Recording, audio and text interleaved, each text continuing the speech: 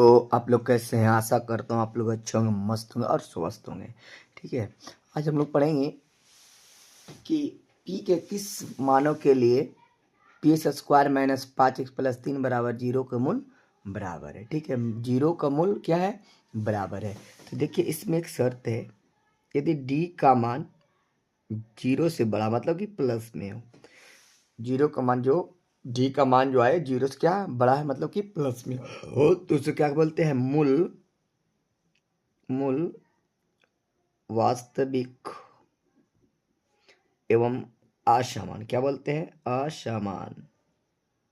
क्या बोलते हैं? असमान। ठीक है, यदि अगला शर्त है डी का जो मान हो माइनस में, तो 0 से छोटा हो, माइनस में रहे, तो इसे क्या लिखेंगे? मूल वास्तविक एवं एवं एवं